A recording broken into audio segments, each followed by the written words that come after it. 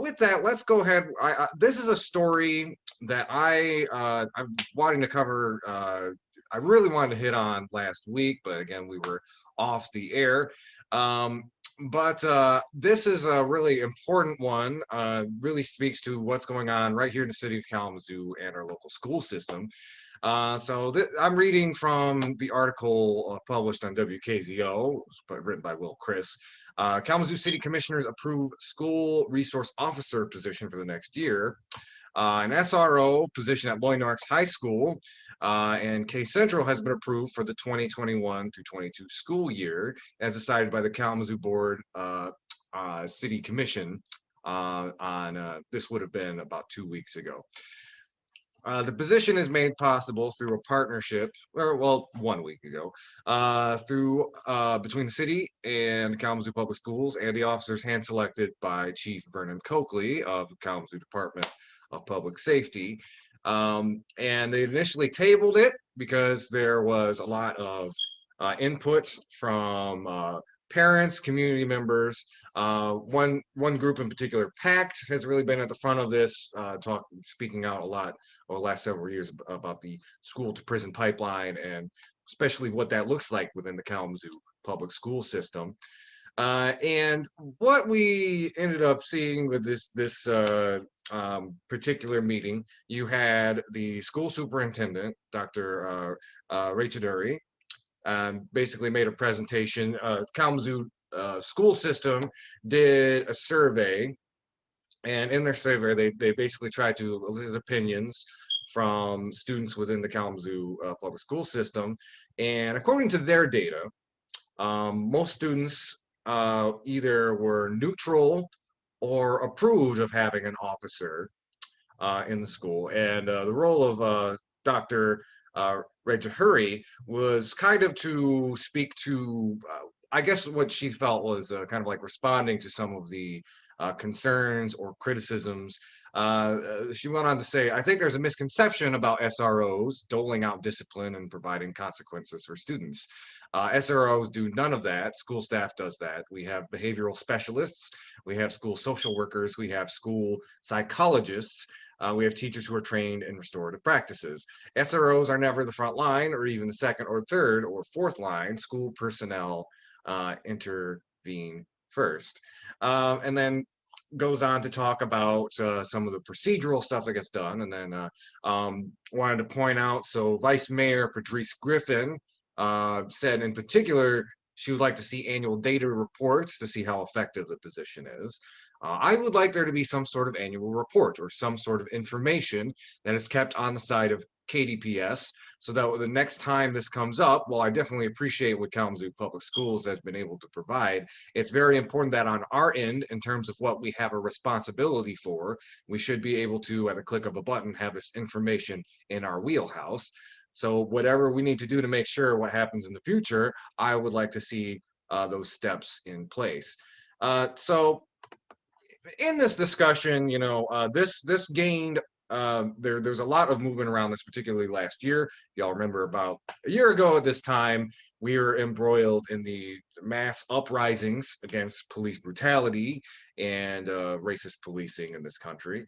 And groups, particularly like PACT, were really at the forefront of trying to, how do we implement some of this energy and really get some of the changes we need here at the local level. It's rendered something that in years past maybe wasn't necessarily as controversial, having police officers in schools as something controversial. And there are some critical issues that, again, if you go back to the public comments of not the July 6th meeting, but the meeting before that, there are a lot of people speaking out and giving really well-researched answers to why SROs can be problematic. But I do want to kind of emphasize a couple of those points. One, the critical point of the whole school to prison pipeline thing. When we have police officers in schools, there is a tendency that students can get pipelined into criminalization or criminality.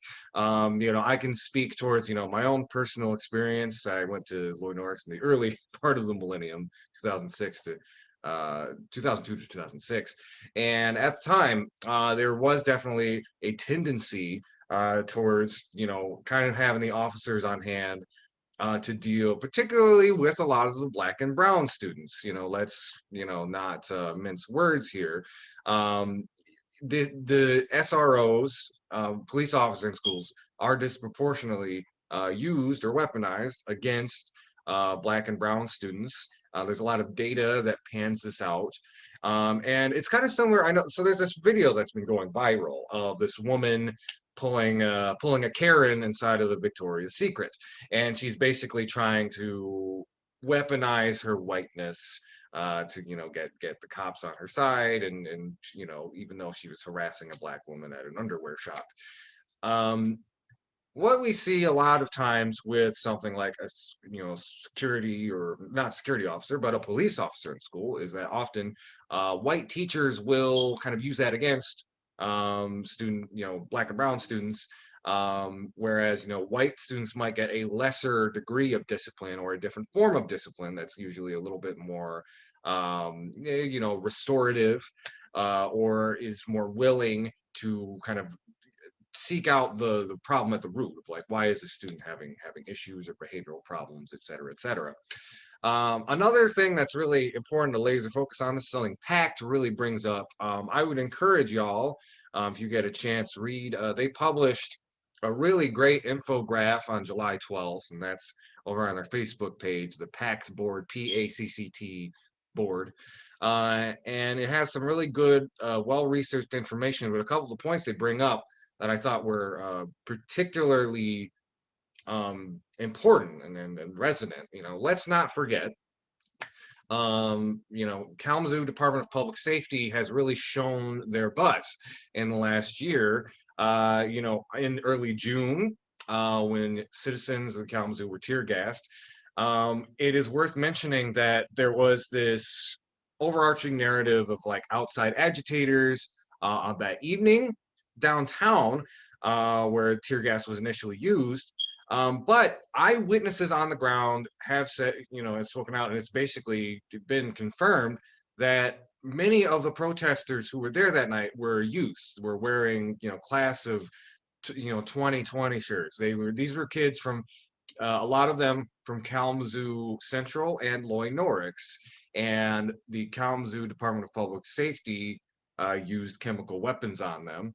And we also shouldn't forget the police's response to the Proud Boys coming to town just a few months later, where, as we all know, they did not.